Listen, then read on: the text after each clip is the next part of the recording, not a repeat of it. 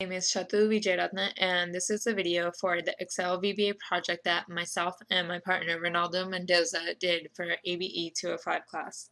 So for our project, we decided to plan a road trip from a city in Arizona to a city in California with the main focus on the gas consumption of the road trip. So this is the first page of our Excel document. It's fairly simple. You're going to enter some data about yourself into a user form. So let's do that right now. So I'm 19 years old, and let's say I want to go from Tucson to San Diego. I'm willing to spend less than $1,000, and I'm going there for fun. When I hit the accept button, the message box comes up with all the information that I just entered. However, if I want that information to go into the actual worksheet itself, I have to hit the accept and save button, and then it's transferred onto there. Notice how it doesn't say anything about me needing to be accompanied by an adult because I'm under 18 years of age. So let's see what would happen if you were less than 18 years old. Male, let's say 17, going from Phoenix to Palm Springs, spending over $3,000 and going for business. Now when you hit the accept button, it says that you will need to be with an adult because you are underage. The user form macro recognizes the fact that you are under 18 years old, so you need to be with an adult to go on this road trip. So, okay, and cancel. And that's just basically what the first sheet of our project does. So, onto the second sheet, which is used to calculate the fuel cost for a trip from Tucson to any of the destinations in California. So there, if you notice in cell B1, there's a number 2 because that indicates that there's two start locations. So you could either start in Tucson or in Phoenix. And then in cell G2, there's 5 end locations because there's 5 destinations in California that you could go to. In cells G4 to G8, it tells you the gas consumed one way from Tucson to each of the destinations in California. This gas consumption data is for a 2009 Honda Civic using regular fuel. In cell G10, you have the gas price set at $3.60. So in order to use this worksheet, what you have to do is you have to type in the end location that you want to go to. So let's say I want to go to San Diego, California. And then in cell C3, I have to type in a 1 or a 2 based on if I want to go one way or two way. So basically if I want to go from Tucson to California or to Tucson to San Diego and back. So let's just say I want to go one way.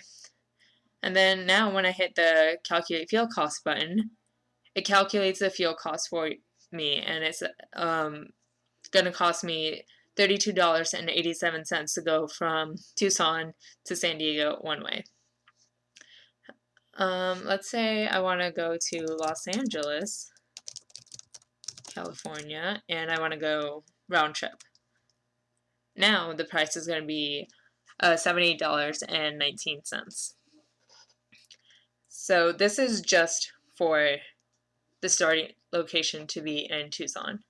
So if you want to start in Phoenix, you go to the third worksheet, and it's the same format, but now the gas consumed that's listed in cells G4 to G8 is the data starting from Phoenix.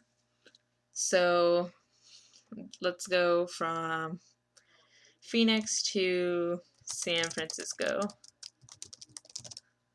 And let's go 2 ways. And then now when you hit this button, the cost is calculated out also. So that's basically what the Tucson fuel cost and the Phoenix fuel cost worksheets do. They use a macro to calculate what the fuel cost is approximately going to be for the road trip, And this macro, it just basically uses the gas consumed and it multiplies it by the gas price, and then it will multiply it by a 1 or a 2 depending on if the road trip is one-way or two-way. So on to the last worksheet, which is the comparison of the gas consumed.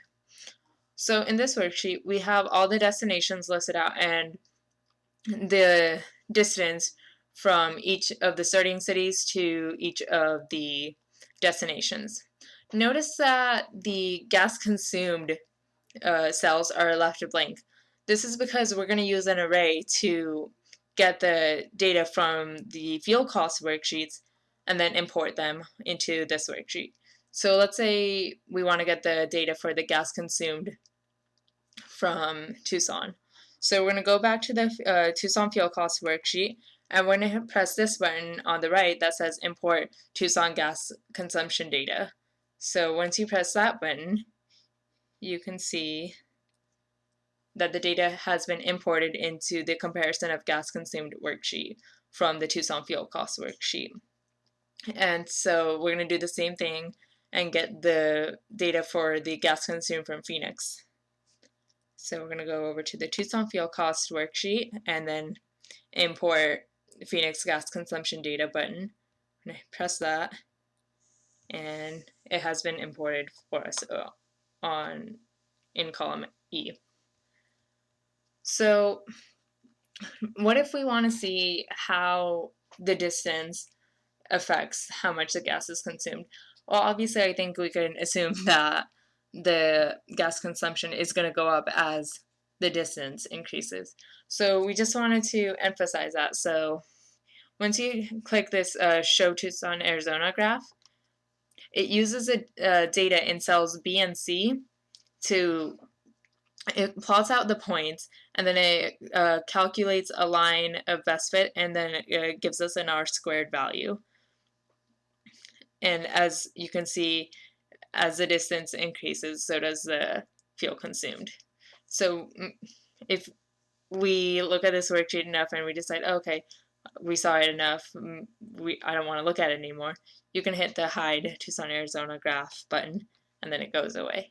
And same thing for the Show Phoenix, Arizona graph. Once you press that button, it uses the data in cells in columns D and E, and it makes a graph of the distance versus the fuel consumed. And then with the Hide Phoenix, Arizona graph, it hides the graph. So that's basically just what our project is. So it compares like gas consumed for the distances and for the different cities in California and how much it's going to cost to go to those cities.